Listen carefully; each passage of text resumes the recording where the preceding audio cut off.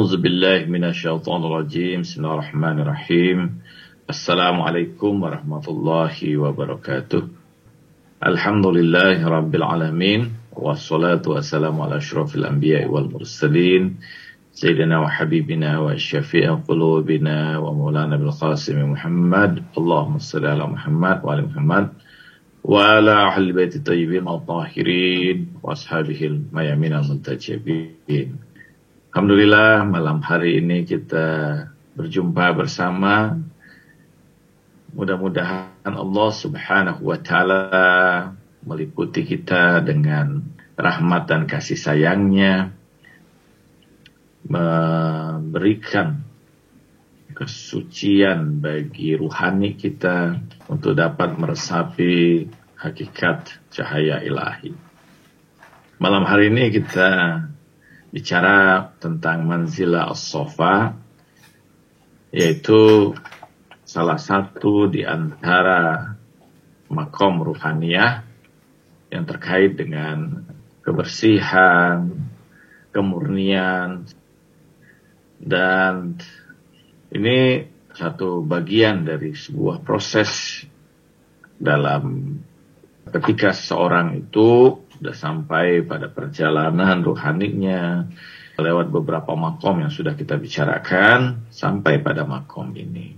Di dalam Al-Quran pada surah Shad ayat 47 Allah Subhanahu wa Ta'ala berfirman, wa innahum indana laminal mustafainal akhyar, dan sesungguhnya mereka di sisi kami Allah adalah orang-orang yang terpilih lagi terbaik. Ayat ini berbicara tentang orang-orang yang terpilih di sisi Allah Subhanahu wa Ta'ala. Orang-orang yang Allah Subhanahu wa Ta'ala khususkan mereka sebagai orang-orang yang terpilih, ya. Al-Mustafin al-Akhyar. Nah, kata Mustafa, orang yang terpilih ini sebenarnya dia bentuk mufta'alun minas safwa, yaitu suatu yang tersisihkan, yang paling bersih di antara yang ada itu. Kenapa Allah menggunakan istilah ini? Innallaha astafaki wa taharaki wa astafaki ala nisa'il alamin. Kepada Sayyidah Maryam, sesungguhnya Allah memilih engkau, mensucikan engkau, dan memilih engkau di antara seluruh perempuan-perempuan yang ada di alam semesta ini. Kata istofa di situ artinya dia sudah terpilih, tersisihkan dari segala hal. Sama seperti Anda, ketika kita melihat dulu, misalnya orang tengah mengayak atau membersihkan. Jadi kalau dalam bahasa kita, ya, ketika mengayak itu membersihkan beras dari kotoran-kotoran itu, sehingga seluruh kotoran-kotoran itu kemudian terbang keluar. Jadi beras yang tinggal itu adalah beras yang terpilih. Butir-butir beras yang sudah tidak ada lagi kotoran lagi padanya.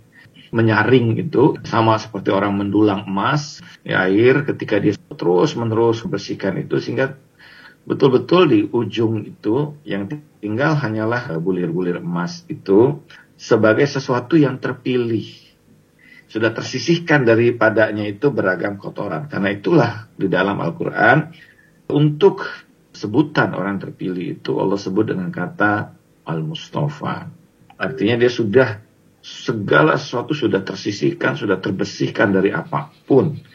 Nah, demikian juga kata istofa ini artinya bahwa dia khalasahu minasyaubi syirkah ghairuhu lahu fihi.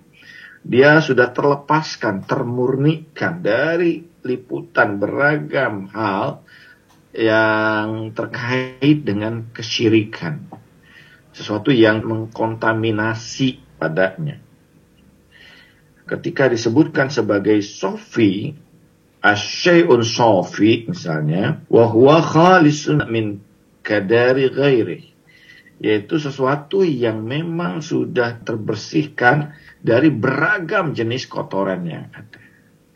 Jadi ketika Al-Quran menggunakan istilah Mustafa atau Mustafa, menunjukkan bahwa seseorang ini sudah terpilih dari beragam hal, sudah terlepas dari beragam kotoran-kotoran, sudah sampai pada kebersihan, kejernihan di antara semua proses itu, tinggallah dia sendiri, maka dia lah yang terpilih itu. Jadi setelah manusia ini diuji dengan beragam ujian, dengan beragam cobaan, dan dia sampai pada keadaan di mana satu-satunya yang masih tinggal tetap bertahan dalam ketaatan, dalam ketundukan kepada Allah Subhanahu wa Ta'ala, setelah guncangan, ujian, cobaan, musibah datang silih berganti, tapi tetap dalam keadaan ketaatannya, tetap dalam keimanannya, dialah Al-Mustafa yang terpilih. Jadi karena itu, kata Al-Mustafa itu menunjukkan bahwa seorang itu betul-betul sudah dalam keadaan kemurniannya. Jadi Rasulullah itu disebut Al-Mustafa karena dialah yang paling murni sebagai hakikat manusia di hadapan seluruh manusia yang ada ini. Dialah yang paling suci di antara seluruh manusia yang ada. Dialah yang paling tinggi, yang terpilih di antara seluruh manusia yang ada.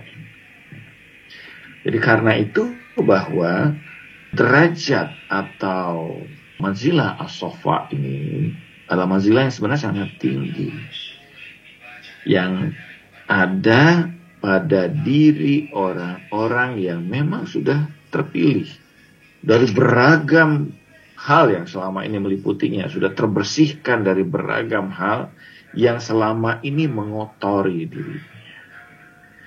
Jadi orang yang sudah betul-betul dalam kemurniannya, dia disebut dengan as-Safi, ya.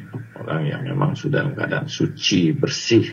As-Safa itu adalah manzilah yang menunjukkan bahwa keadaan diri seseorang yang sudah berada dalam kesuciannya, dalam keterpilihannya. Dahulu misalnya di kalangan para filosof itu ada kelompok yang disebut dengan Ikhwanus Safa, persaudaraan yang suci. Mereka menulis karya yang kemudian dikumpulkan menjadi 4 jilid dengan judul Rasail Ikhwanus Safa. Ada 9 orang ilmuwan intelektual di zaman itu, tapi mereka menyembunyikan identitas mereka karena kekhawatiran pada saat itu sikap represif khalifah yang ada terhadap para intelektual itu. Karena itu mereka menyembunyikan identitas mereka dan menyebut itu sebagai persaudaraan suci, Ikhwanus Safa. Mereka menulis banyak sekali dalam rasailnya itu, risalah-risalah tentang beragam hal yang luar biasa. Nah, karena itu pada ayat tadi Allah mengatakan wa innahum indana laminal mustafainal akhyar, dan sesungguhnya mereka pada sisi kami adalah orang-orang yang terpilih lagi yang terbaik, ya. Jadi orang-orang yang terpilih itu adalah orang-orang yang sudah terlepas dari beragam kotoran-kotoran, sudah terpisahkan dari beragam kotoran-kotoran sehingga dia betul-betul tinggal dalam kemurniannya. Nah, ini ada satu manzilah yang cukup tinggi, kedudukan yang cukup tinggi di sisi Allah Subhanahu wa Ta'ala. Ada 3 tingkatan manzilah ini, ya. Yang pertama adalah as-safa fil ilm, kemurnian, kebersihan dalam ilmu, yang dalam tujuan yuhazzibu lisulukit tariq wa yubasiru ghayatal jid wa yusahihu himmatal qasid. Dengan kesucian, kemurnian ilmu itu dia membentuk dirinya atau menjaga dirinya dalam perjalanan menempuh tariqahnya, menempuh suluk menuju Allah Subhanahu wa Ta'ala, membuka pandangannya untuk sampai pada tujuannya dan membersihkan atau mensucikan dorongan-dorongan yang ada dalam hatinya itu untuk sampai pada tujuannya. Dalam proses ini, manusia tentu saja dalam proses suluk, ya, atau dalam proses ruhania ini, seorang salik tentu saja memerlukan pengetahuan. Anda dalam perjalanan mengolah ruhani tidak cukup hanya dengan melafazkan zikir, atau melaksanakan ritual-ritual tertentu, tapi memerlukan ilmu. Baik ilmu pada tingkat syariat, tarekat, maupun pada tingkat hakikat atau ma'rifat. Masing-masing punya pengetahuannya. Dan pengetahuan yang diperoleh atau pengetahuan yang dikaji adalah betul-betul pengetahuan yang mengantarkan dan membuka ruang kebodohan atau kejahilan selama ini yang menutup pandangan kita. Ilmu pengetahuan pada hakikatnya membuka pikiran kita dari ketidaktahuan untuk sampai pada pengetahuan. Jadi kalau sebagian ulama mengatakan bahwa al-ilmu huwa harakatul akal minal jahal ilal ma'rifah. Ilmu itu adalah gerakan yang terjadi pada akal dari ketidaktahuan menuju pengetahuan. Artinya di sini ada beragam hal yang tadinya tertutup dalam pandangan kita kemudian terbuka. Dalam pemaknaan yang kita bicarakan dalam konteks ini, bahwa selain tentu saja ketika itu adalah ilmu syariat pada tingkatan syariat, maka yang dimaksud kemurnian dalam syariat ini betul-betul bahwa syariat yang dijalankan itu adalah bersumber dari kemurnian ajaran Rasulullah SAW. Dan karena itu kenapa kita penting mengambil sumber yang paling terpercaya, yaitu keluarga suci atau Ahlul Bait alaihimussalam, karena mereka adalah orang-orang yang paling dekat dengan Rasulullah SAW dan paling mengetahui. Mereka adalah keluarga yang tinggal satu rumah bersama dengan Rasulullah SAW. Karena itu bahwa apa yang diajarkan oleh Ahlul Bait alaihimussalam itu terjamin kemurniannya, bahwa itu berasal dari Rasulullah SAW. Dan ini menjadi sesuatu yang sangat penting karena bagaimana mungkin kita menjalani aturan-aturan yang aturan itu kita gambarkan itu sebagai rambu-rambu dalam proses perjalanan kita. Sekiranya rambu-rambu itu keliru, kita tidak akan sampai pada tujuan yang kita inginkan. Nah, pengetahuan itu bagaikan peta bagi kita dalam proses perjalanan rohani ini. Baik pada tingkat syariat, pada tingkat tarekat tentu saja bahwa ilmu yang dimaksud adalah ilmu yang menunjukkan kita pada jalan-jalan ruhaniyah kita ini, apa yang harus kita lakukan, kemana arah yang kita tuju, tahap-tahap apa yang harus kita lalui, tentu itu berada pada tingkat tarekat. Dan ini tentu tidak mudah. Ilmu pada tingkat ini seseorang harus mendalami, ada yang mengajarkan kepada mereka, ya, ada yang membuka pengetahuan tentang hal tersebut pada diri mereka sehingga mereka mengetahui tahap dari setiap tahap atau asar, ya, efek dari beragam hal yang dilakukan dalam proses ruhaniyah untuk mengukur kedudukan atau tingkatan ruhaniyah yang ada pada diri mereka. Dan ini tentu sesuatu yang bersifat mendalam, ya, pada tingkat kemudian tarekat. Dan yang ketiga pada tingkat hakikat atau ma'rifah, di mana ilmu yang didapat bukan lagi berdasarkan sebuah proses pencarian, tapi adalah penyingkapan ruhani. Jadi di mana Allah Subhanahu wa taala membukakan kemudian pintu ruhaniyah pada diri mereka, terjadi inqisyaf, ya, terjadi mukasyafah, sehingga tersaksikanlah beragam pengetahuan-pengetahuan yang murni. Tentu saja ini juga pada tiga tingkatan ini yang dituntut adalah tidak lain adalah kemurnian, kejernihan. Dia bersumber betul-betul dari mata air ilahi, ya. Karena kalau tidak, bisa jadi beragam ilmu itu kan bisa jadi justru menyesatkan. Ada banyak orang yang tersesat dengan ilmu. Imam Khomeini rahmatullah alaih menyebutkan bahwa ilmu kadang-kadang menjadi hijab. Dan ketika ilmu itu menjadi hijab, dia masuk kategori sebagai hijab cahaya, hijab nuri, ya. Nah, hijab cahaya ini, hijab nuri ini adalah hijab yang sulit untuk ditembus, gitu. Yang sulit untuk diketahui karena sebagaimana cahaya itu dia tidak tersaksikan ya, dia tidak terlihat. Nah ini disebut dengan hijab nuri, hijab cahaya, dan ini berbahaya. Karena itu bahwa seorang yang ilmunya menjadi hijab baginya, dia merasa berada dalam memiliki pengetahuan yang luar biasa, tapi sebenarnya dalam kekeliruan. Dan umumnya di antara tanda utama pada konteks ini, pada keadaan yang seperti ini, seseorang itu muncul arogansinya, muncul kesombongannya, ya, ketakaburannya, karena merasa dirinya lah yang paling mengetahui.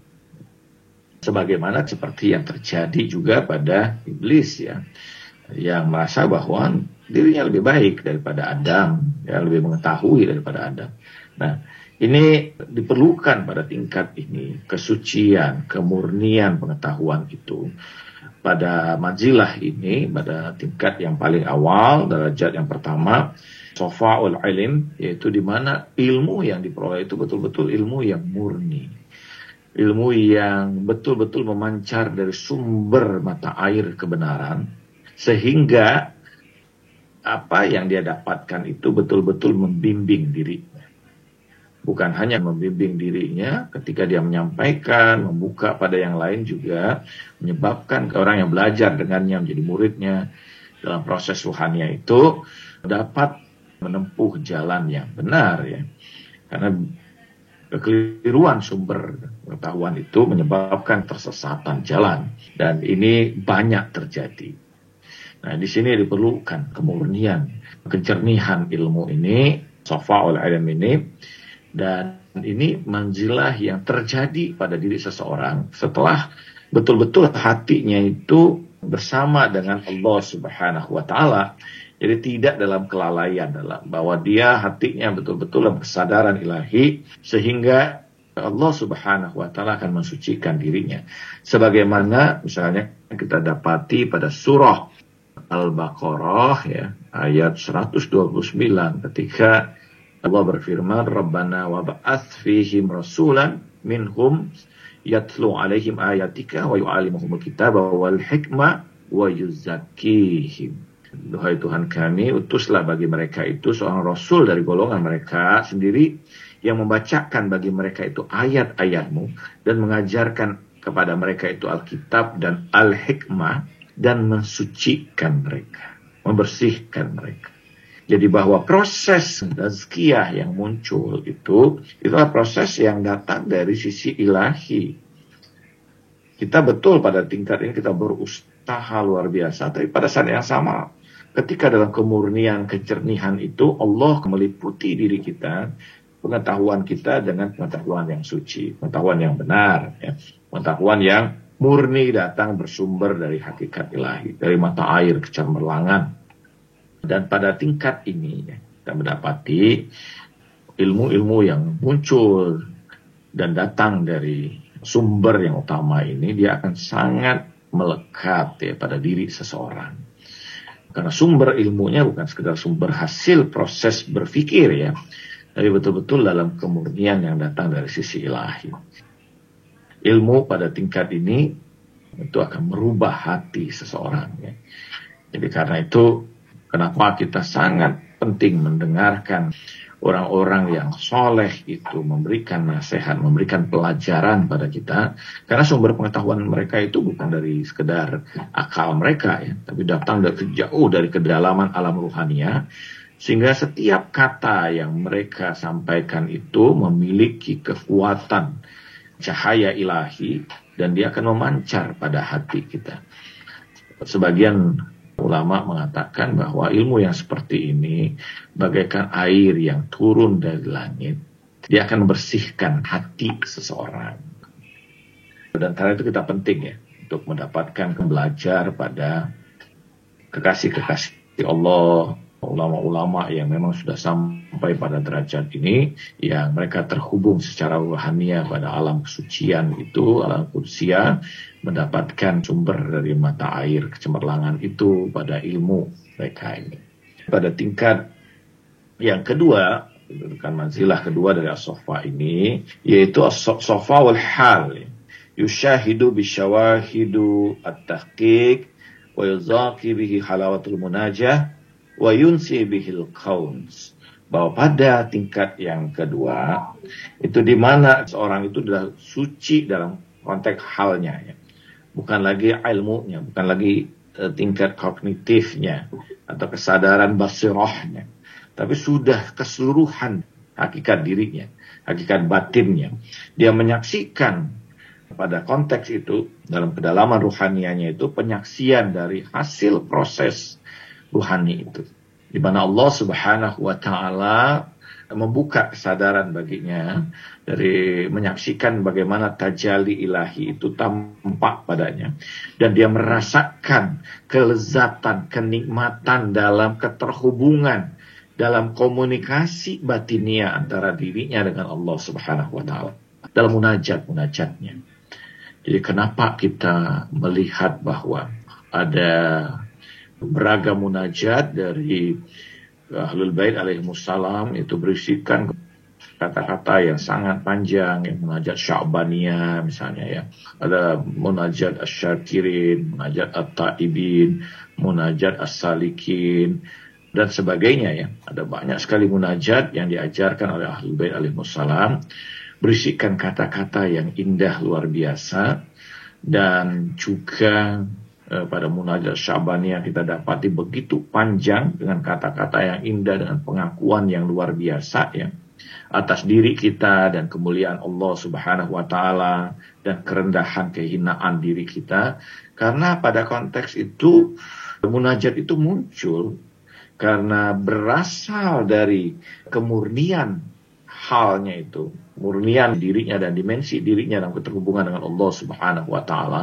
Tidak ada apapun yang mengganggu komunikasi antara dirinya dengan Allah Subhanahu wa Ta'ala, maka itu menjadi satu kenikmatan yang luar biasa, sehingga betapapun panjang, karena didasari oleh satu kenikmatan dan kelezatan yang luar biasa, itu menjadi sesuatu yang tidak terasakan, sebagaimana kebersamaan antara seorang asyik wal ma'syuk, ya, antara seorang kekasih dengan kekasihnya. Mereka melupakan segala hal dalam konteks ini karena kemurnian, kesunyian dirinya bersama dengan Allah Subhanahu wa Ta'ala pada tingkat yang kedua ini. Maka terlupakan dari beragam hal yang mengganggu pikirannya, hatinya, batinnya, dan sebagainya, karena dia memiliki keterhubungan hanya dengan hakikat Allah Subhanahu wa Ta'ala. Suatu saat adanya itu Harun ar-Rasyid, salah satu khalifah di zaman Abbasiyah, menunaikan haji, dan di Makkah itu dia ingin menjumpai seorang kekasih Allah. Dia menunjukkan kekasih Allah yang satu, dia memberikan uang, dan dia mendengar ada hutang, ditutupi hutangnya oleh Harun ar-Rasyid ini. Beginilah datang satu persatu, dan Harun ar-Rasyid berkata, mana yang lebih utama lagi?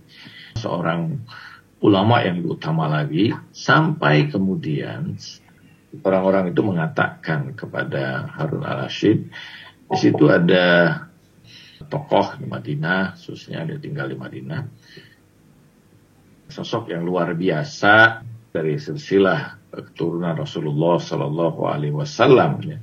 Ya, jumpai Imam Al-Musa Al-Kazim, ya, yang berjumpa dengan Harun ar-Rasyid. Entah perjumpaan ini di Mekah atau di Madinah, tapi dalam riwayat itu disebutkan bagaimana Harun ar-Rasyid melihat haibah Imam Musa Al-Kazim ini begitu luar biasa, sehingga dia bertanya, apakah engkau memiliki hutang sehingga aku harus bayarkan hutang? Imam Musa mengatakan bahwa bagaimana mungkin aku memiliki hutang sementara aku tidak memiliki keperluan apapun kepada apapun yang ada di dunia ini. Sehingga ini orang-orang yang sudah terlepas dari beragam hal, beragam apapun, sehingga mereka berada dalam kemurnian, dalam hubungan dengan Allah Subhanahu wa Ta'ala. Sini dikatakan bahwa wal murad bil hal anwarul waridat wa tajalliyatul lati taruddu 'alal qalb wa tunawwiruhu bi anwaril ma'arif was sifati min hadratil asma'iyah al-ilahiyah. Bahwa kemurnian, dimaksudkan dengan kemurnian hal itu, keadaan dirinya adalah bahwa cahaya yang memancar dari sisi ilahi itu dan tajalli itu masuk ke dalam hati mereka, memenuhi hati mereka itu dengan cahaya makrifat dan sifat-sifat yang muncul dari hadrah al-asma'iyah ilahiyah, dari tingkatan nama-nama ilahi yang kemudian bertajalli pada batin dan hati mereka. Sehingga tidak ada tersisa apapun lagi, kecuali hanya kesadaran akan al-haq semata. Ketika dalam kisah disebutkan, ketika Nabi Yusuf alaihissalam sudah bersama dengan Zulaikha itu sudah tidak lagi memperhatikan Yusuf. Sehingga Yusuf bertanya, bukankah engkau sebelumnya mencari diriku, tapi kenapa kemudian ketika kita sudah bersama, hatimu tidak lagi peduli kepada. Kata Zulaikha, dahulu aku sebelum menjumpai kekasih hakikiku, aku diperkenalkan dengan kekasihnya. Sehingga aku merasa bahwa dialah yang memenuhi hatiku. Tapi sekarang kekasihnya itu telah mengantarkan diriku kepada kekasih hakikiku, sehingga tidak ada lagi ruang bagi selain dari diri. Ini keadaan di mana tajalli asma itu sudah memenuhi hakikat diri seseorang ini, sehingga memunculkan kesadaran yang semata hanya hakikat ilahi dan tidak ada apapun ya. Karena itu bahwa pada konteks ini, pada konteks hakikat sofa al-hal ini, sebagian memaknai juga sebagai penerjemahan dari surah Al-Ikhlas ya. Dalam hadis disebutkan, dalam satu hadis Rasulullah SAW mengatakan bahwa Subhanallazi fahima minal ma'nati tauhid, suci Tuhan yang telah mengajarkan pemahaman tentang makna at-tauhid. Itu pemahaman tentang Al-Ikhlas itu, yaitu di mana seseorang pada makom surah Al-Ikhlas ini, dia sudah tidak lagi memiliki kesadaran kecuali kesadaran ilahi semata. Seluruh dimensi yang ada dirinya itu merupakan bagian dari tajalli ilahi, sehingga tidak menyisakan ruang apapun akan kesadaran yang lain. Wa yunsyu bihil kaun. Dia melepaskan atau melupakan segala apapun karena kekuatan dari daya tarik ilahi itu pada dirinya, sehingga tidak ada tersisa apapun dorongan yang pada muncul pada dirinya, kecuali semata karena tarikan dan hakikat kecintaan ilahi itu semata, sehingga dia tidak menyisakan ruang apapun di dalam dirinya. Orang kalau ketika sudah dimabuk penuh oleh cinta ilahi itu, dia tidak ada lagi kesadaran apapun kecuali hanya semata kesadaran ilahi saja.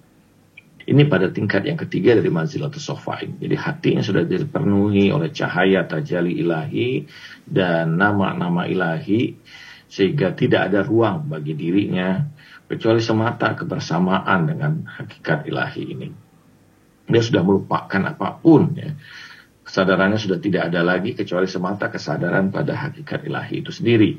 Jadi ketika Sayyidah Fatimah Zahra menceritakan bahwa, dan satu riwayat ini, dalam riwayat ini disebutkan bahwa Imam Ali bin Abi Thalib itu kalau terluka atau terkena anak panah, maka mencabut anak panah itu ketika Imam Ali dalam keadaan sholat, dan dia tidak akan merasakan apapun. Kenapa tidak merasakan apapun? Karena kesadarannya sudah tidak lagi ada di alam material ini. Kesadarannya sudah kesadaran ilahi. Ini dimana pada tingkat yang kedua yang disebut dengan sofa'ul hal ya. Kemudian dimensi hal atau dimensi ruhania, dimensi diri dari seorang salik ini pada seluruh bagiannya, bahwa hatinya sudah diliputi oleh cahaya ilahi itu. Wa qarabnahu najiyah, dan kami dekatkan dia itu dan kami selamatkan pada dirinya. Jadi dia sudah terlepas dari beragam hal yang meliputi dirinya, sebagaimana sumpah iblis ya, ketika dikeluarkan dari surga, dia berkata la uwiyanahum ajma'in illa ibadukal mukhlasin, dan aku akan goda seluruh hamba-hambamu kecuali hambamu yang sudah mukhlas.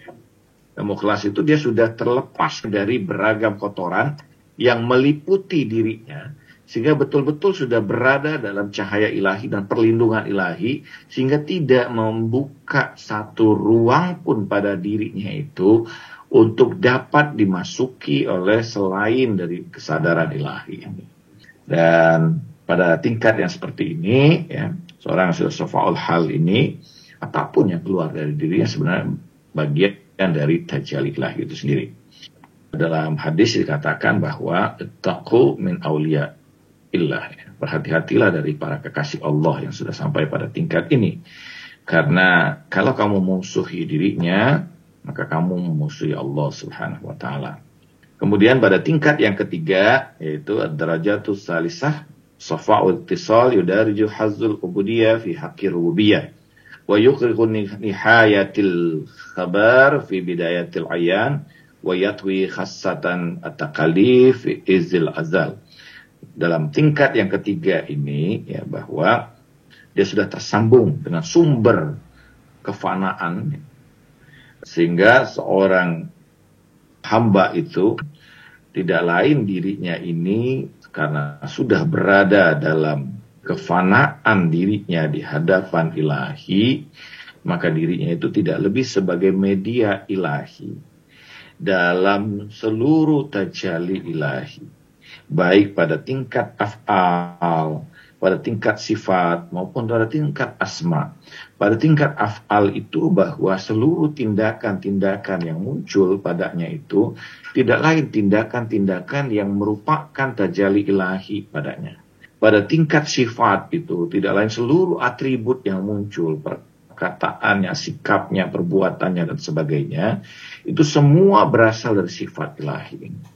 Dan asma, pada tingkat tajalli asma pada diri seorang hamba ini, lain bahwa apa yang muncul padanya itu berdasarkan asma-asma ilahi itu, sehingga dirinya itu merupakan tariqah dalam menuju Allah Subhanahu wa taala. Jadi kenapa kita dianjurkan bertawassul kepada manusia-manusia suci itu? Karena pada hakikatnya diri mereka itu adalah tajalli ilahi, yang kalau kita tawassul kepada mereka, maka kita akan tersambung dengan hakikat ilahi itu, baik pada tingkat af'al mereka, pada tingkat sifat, maupun pada tingkat asma, ya. Jadi pada saat yang sama mereka adalah bagian media tajalli ilahi, dan kita bertawassul melalui media tajalli ilahi ini, kita akan tersambung dengan hakikat ilahi ini. Seluruh apapun yang muncul padanya itu muncul dari tajalli ilahi. Tidak ada apapun yang tersisa pada dirinya pada tingkat sofa ini, karena dia dalam kemurnian tadi, ya. Tidak ada apapun yang keluar dari dirinya, semua itu dari hakikat ilahi itu sendiri. Innahu bikulli syai'in muhit, ya. Sungguhnya Allah terhadap segala sesuatu dia meliputinya. Wa huwa ala kulli syai'in syahid. Bahkan dia juga segala sesuatu menyaksikan, yang menjadi saksi atau menyaksikan. Jadi bahwa apa yang disaksikan oleh hamba itu pada tingkat sofa yang ketiga ini, manzilah sofa pada tingkat yang ketiga, tidak lain itu adalah penyaksian ilahi. Apa yang muncul padanya tidak lain juga adalah kesadaran yang muncul dari Allah Subhanahu wa taala, ya, yang muncul melalui dirinya.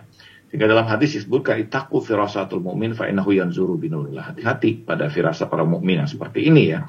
Kenapa? Karena mereka menyaksikan dengan cahaya Allah.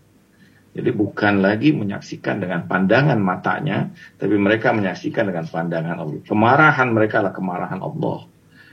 Kebencian mereka adalah kebencian Allah. Kasih sayang mereka adalah kasih sayang Allah Subhanahu wa taala. Jadi apapun sikap, perbuatan, tindakan, perkataan, bahkan pandangan yang muncul pada diri mereka, tidak lain itu adalah pandangan ilahi. Sebagaimana kita bisa menyaksikannya, pada seseorang itu muncul pandangan syaitan, demikian juga muncul pada diri seorang itu pandangan ilahi. Jadi kalau seorang itu berada pada tingkat kerendahan dirinya, maka dirinya itu fana dalam apa? Dalam syaitaniyah. Dia menjadi qarin bagi syaitan itu. Dan dia menjadi media bagi syaitan ini. Seluruh dirinya merupakan tajalli dari syaitan itu sendiri.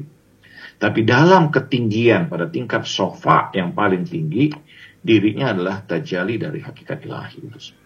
Semua apapun yang muncul padanya tidak lain dirinya itu adalah media dari ilahi itu sendiri, ya.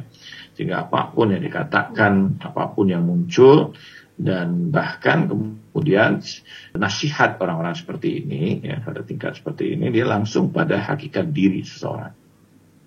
Dia menyampaikan apa yang datang dari kedalaman ilahi yang ditujukan pada diri seseorang. Baginya tidak lagi ada rahasia karena dia sudah kesadaran ilahi. Pengetahuannya pengetahuan ilahi. Perkataannya adalah perkataan ilahi. Setiap langkahnya adalah langkah ilahi itu sendiri. Dia merupakan tajalli ilahi. Jadi sehingga tidak ada lagi tersisa ruang bagi kesadaran dirinya yang didasarkan karena hawa nafsunya.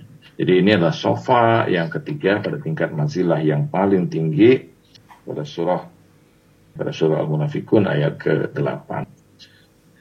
Allah Subhanahu wa taala berfirman, "Walillahil izzatu walil rasulihi walil mu'minin walakinnal munafiqina la ya'lamun." Pada Allah itu keagungan, kemuliaan, dan pada Rasulnya dan pada orang-orang yang beriman. Orang-orang yang beriman ini orang-orang yang sudah sampai pada derajat di mana dirinya ini tidak lain sebagai media ilahi. Tetapi orang-orang munafik, yaitu orang-orang yang hati mereka tertutupi dari cahaya itu, tidak mengetahui. Sebagaimana misalnya kita dapati bahkan di zaman cucu Rasulullah SAW, Al-Imam Hasan Al-Mujtaba, ada datang seorang khawarij yang memaki-maki Imam Hasan ini dengan makian yang sangat kotor. Dan Imam Hasan diam pada saat itu, tidak membalas makian itu. Ada orang yang datang kepada Imam Hasan, "Kenapa engkau tidak membalas makian dirinya?" Padahal mereka itu mengetahui bahwa dirimu tidak lain adalah cucu Rasulullah SAW. Imam Hasan mengatakan bahwa tidak ada di hati kami kata-kata yang buruk, sehingga yang muncul pada kami itu adalah kebaikan. Karena mereka sudah berada pada tingkat yang seperti itu. Ini Imam Hasan yang berada pada kedudukan yang utama, kedudukan yang sangat tinggi. Ahlul Bait dari Rasulullah SAW diperlakukan dalam keadaan yang seperti itu. Padahal mereka adalah wali-wali Allah Subhanahu wa taala, kekasih-kekasih Allah Subhanahu wa taala. Mereka penerus risalah dari Rasulullah SAW, tetapi karena ketertutupan hati para orang-orang yang berada dalam munafikan itu, segera mereka tidak mampu menyaksikan cahaya ilahi itu.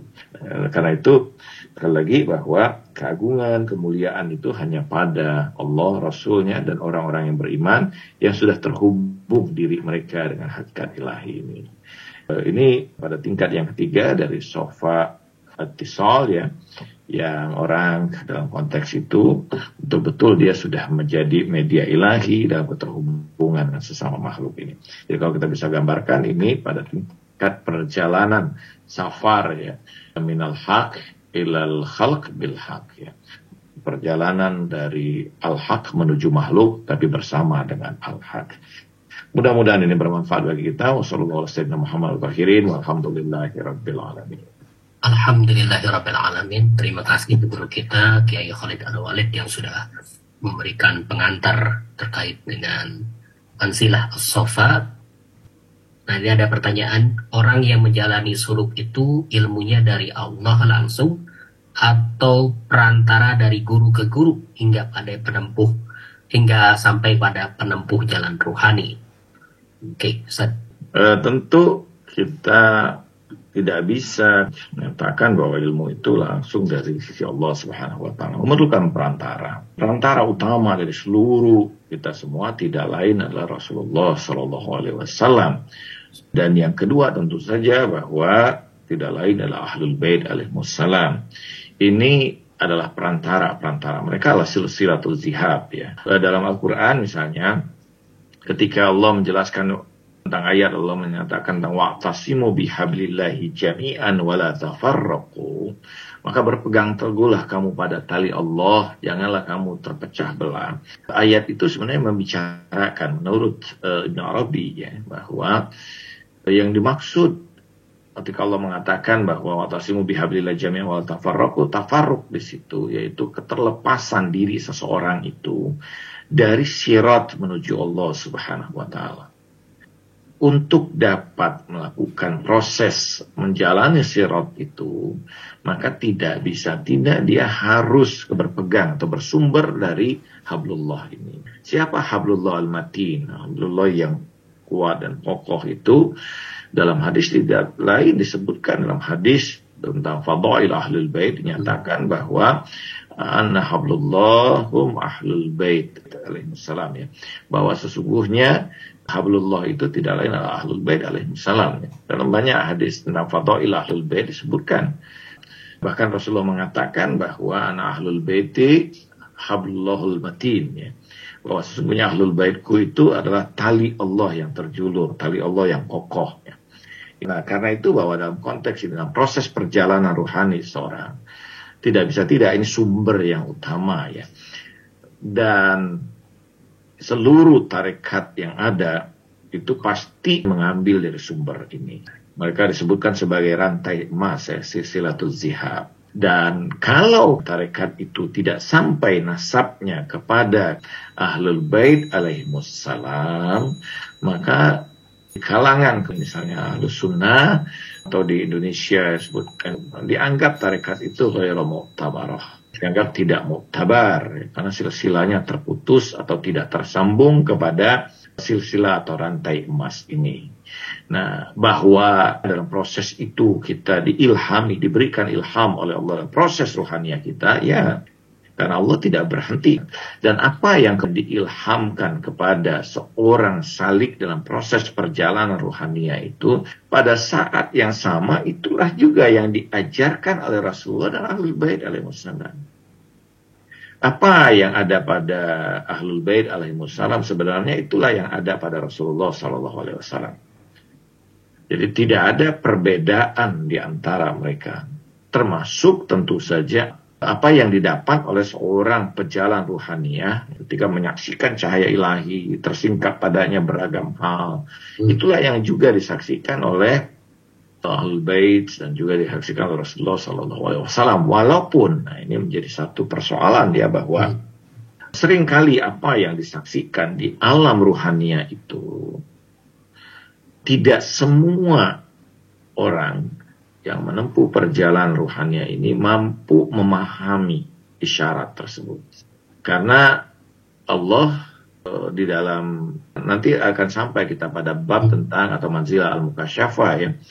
Tapi bahwa Allah menyebutkan watilkal amsal nadribuha linnas la'allahum yatafakkarun.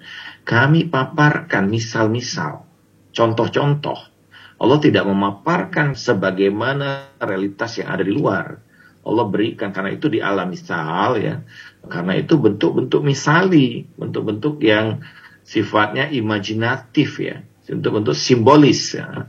Bentuk-bentuk simbolis yang muncul di alam misal itu, alam ruhania itu, dan itu perlu pemahaman yang dalam, ya, untuk bisa mengetahui itu. Karena itulah bagaimana Raja Mesir itu dia bermimpi, tapi dia tidak memahami mimpi itu, sehingga sampaikanlah kepada Nabi Yusuf alaihissalam, dan Nabi Yusuf karena mampu melihat di alam ruhania itu, dia tahu makna itu semua.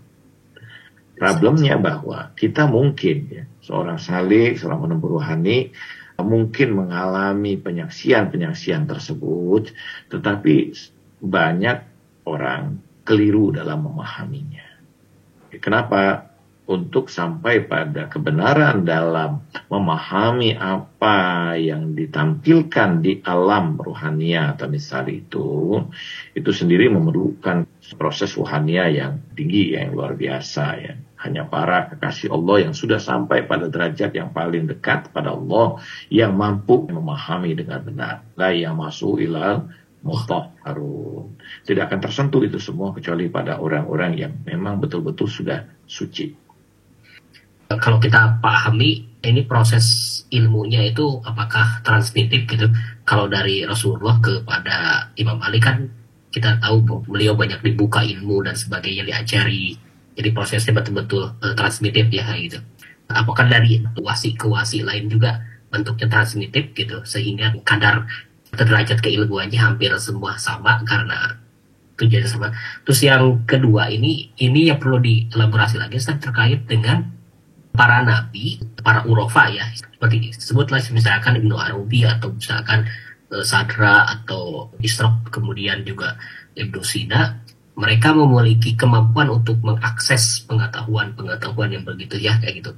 Tapi kan kalau para nabi wasi fungsinya jelas ya untuk umat gitu ya kayak gitu. Kalau mereka fungsinya untuk diri sendiri atau misalkan seperti apa dengan Orang yang menempuh perjalanan rohani, tentu saja setiap pesan ilahi padanya ada kandungan ya, pesan ya. Pesan itu bisa untuk dirinya, tapi bisa juga untuk yang lain ya. Ada pesan-pesan yang tentu khusus pada Rasulullah SAW, pada Ahlul Bait SAW yang bersifat individual. Tidak satupun orang yang mengetahui kecuali mereka ya. Karena pesan-pesan yang secara khusus ini, tapi ada pesan yang amah ya, pesan yang umum, pesan yang memang untuk disampaikan secara umum. Itu juga disampaikan pada Rasulullah SAW ya. Untuk kita dapati misalnya bagaimana Allah menurunkan wahyunya. Itu pada konteks kemudian wahyu ini disampaikan kepada seluruh manusia ya. Karena memang untuk diperuntukkan untuk manusia. Tapi tentu ada hal-hal yang khusus yang disampaikan oleh Allah kepada Rasulullah SAW yang bersifat individual. Demikian juga kepada Imam Ali bin Abi Thalib ya, dan seterusnya. Demikian juga kepada Rasul Salik. Ada hal-hal, ada pesan-pesan yang sifatnya individual, tapi ada pesan-pesan yang memang bersifat amah ya, sifat umum, yang memang ditujukan untuk disampaikan melalui dirinya. Ada kalanya misalnya pesan itu untuk mengingatkan hamba Allah yang lain tapi melalui dirinya. Atau pesan-pesan itu mengingatkan untuk satu keadaan yang sama seperti misalnya Allah sampaikan pesan itu kepada raja di zaman Yusuf itu pada zaman Mesir ya, tentang bagaimana sapi yang kurus itu dimakan oleh sapi-sapi yang gemuk ya. Dan satu pesan, tapi pesan itu bersifat amah karena ini akan efeknya bisa kepada seluruh masyarakatnya ya. Sehingga Allah melalui dirinya memberikan pesan dan kenapa Allah menyampaikan pesan itu melalui dirinya, ini juga ada hikmahnya. Itu saja, agar diketahui hakikat dari Nabi Yusuf alaihissalam ya. Sehingga terbukalah hakikat Nabi Yusuf alaihissalam yang tentu Nabi Yusuf alaihissalam tidak membuka hakikat dirinya kecuali memang itu diperintahkan untuk dibuka.